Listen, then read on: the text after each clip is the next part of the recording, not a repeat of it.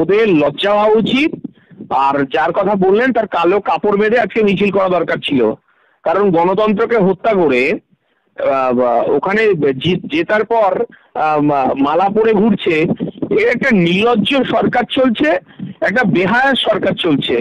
কারণ গণতন্ত্র বলে পশ্চিম বাংলায় কিছু নেই, এবং যখন দেখছে মমতা ব্যানার্জির এত উন্নয়নের প্রকল্পের ঘোষণা, এত উন্নয়ন, তো এত উন্নয়নের পরেও বিরোধীদের বাধা দিয়ে ওখানে বিনা প্রতিদ্বন্দ্বিতায় জিততে হচ্ছে, এর থেকে দুঃখের দিন বা গণতন্ত্রের কালো দিন আর কি হতে পারে? মানুষ সবটাই দেখছে, শুধু একটু ওয়েট করুন। 2026 মমতা বন্দ্যোপাধ্যায়ের পতন অনিবার্য।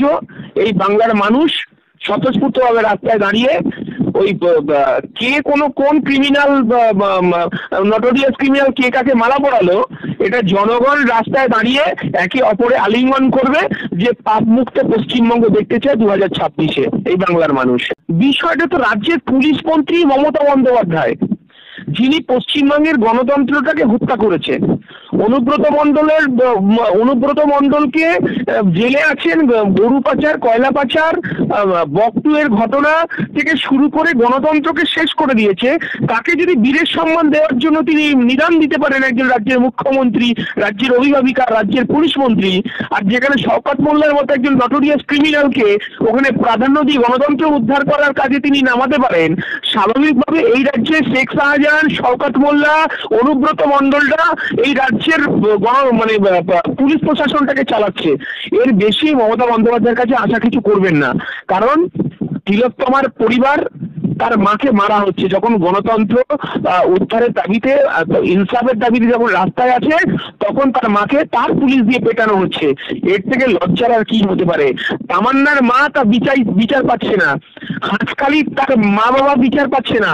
এই আজকে যে আপনার আইন কলেজে, যেটা আপনার আশুতোষ কলেজের আইন কলেজে যে আপনার যে ধর্ষণ কাণ্ডটা হলো, তার পরিবার বিচার চাইছে। এই রাজ্যের মুখ্যমন্ত্রী কামদুনির পরিবার বিচার চাইছে। এই রাজ্যের মুখ্যমন্ত্রী বিচার দিতে পারবেন না, কারণ এই রাজ্যের মুখ্যমন্ত্রী তিনি গণতন্ত্রকে গলা টিপে হত্যা করেছেন, এবং গণতন্ত্র শুধু হত্যা করেনি, এবং টুটি চেপে ধরেছে।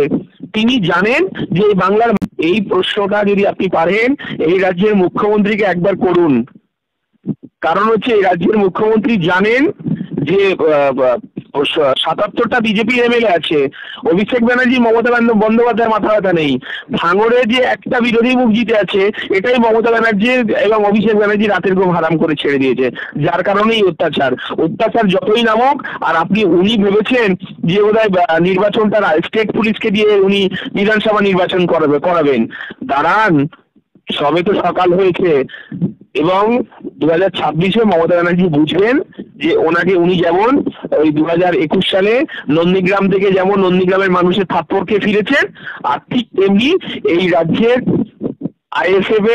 আইএসএফ কে মানুষ নতুন বিকল্প হিসেবে বেছে নেবে।